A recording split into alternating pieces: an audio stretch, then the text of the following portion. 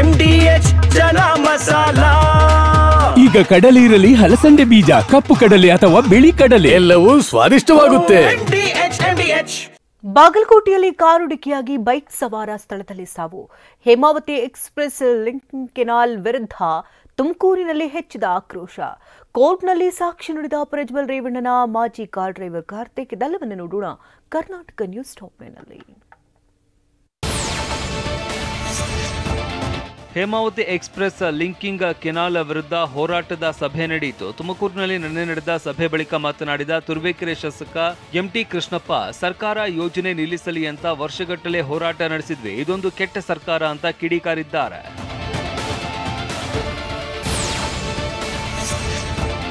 ಮಳೆಯಿಂದಾಗಿ ನಿಯಂತ್ರಣ ತಪ್ಪಿ ಲಾರಿ ಪಲ್ಟಿಯಾಗಿದೆ. ಮೈಸೂರು ಜಿಲ್ಲೆ ಪಿರಿಯಾಪಟ್ಟಣ ತಾಲೂಕಿನ ಬೈಲುಕೊಪ್ಪೆಯಲ್ಲಿ ಅಪಘಾತ ನಡೆದಿದ್ದು, ಗೊಬ್ಬರ ತುಂಬಿಕೊಂಡು ಕೊಡವ ಕಡೆ ಹೊರಟಿದ್ದ ಲಾರಿ ಪಲ್ಟಿಯಾಗಿದೆ. ಹೀಗಾಗಿ ಕೆಲ ಕಾಲ ರಸ್ತೆ ಸಂಚಾರ ಬಂದ್ ಆಗಿದ್ದು, ಗಾಯಾಳು ಚಾಲಕನನ್ನ ಸ್ಥಳೀಯ ಆಸ್ಪತ್ರೆಗೆ ದಾಖಲಿಸಿ ಚಿಕಿತ್ಸೆ ಕೊಡಿಸಲಾಗ್ತಾ ಇದೆ.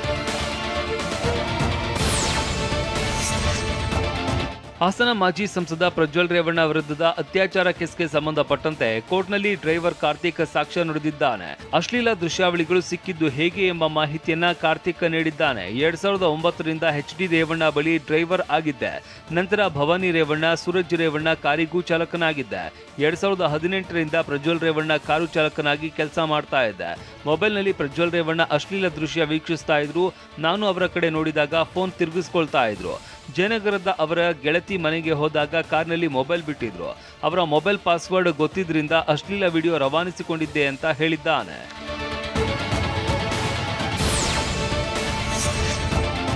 ಸಚಿವ ಪ್ರಿಯಾಂಕ್ ಖರ್ಗೆಯನ್ನ ನಾಯಿಗೆ ಹೋಲಿಸಿದ ವಿಚಾರಕ್ಕೆ ಸಂಬಂಧಪಟ್ಟಂತೆ ಛಲವಾದಿ ನಾರಾಯಣಸ್ವಾಮಿ ವಿರುದ್ಧ ರಾಜ್ಯಪಾಲರಿಗೆ ದೂರು ನೀಡಲಾಗಿದೆ. ರಾಜ್ಯಪಾಲರಿಗೆ ಆಮ್ ಆದ್ಮಿ ಪಕ್ಷದ ಯುವ ಘಟಕದ ದೂರು ನೀಡಿದ್ದು, ಛಲವಾದಿ ನಾರಾಯಣಸ್ವಾಮಿ ವಿರುದ್ಧ ಪ್ರಾಸಿಕ್ಯೂಷನ್ಗೆ ಅನುಮತಿ ನೀಡಬೇಕು ಅಂತ ಮನವಿ ಮಾಡಿದ್ದಾರೆ. ವಾಹ್, ಯಾಕೆ ಈಗ ಬಂತ ಸ್ವಾದ? ಖಂಡಿತ ಈಗ ಬಂತು ಅಸಲಿ ಸ್ವಾದ. MDH chunky chaat masala life ಅಲ್ಲಿ ಅಸಲಿ ಸ್ವಾದ ತರುತ್ತೆ. ಅಸಲಿ ಮಸಾಲ, MDH.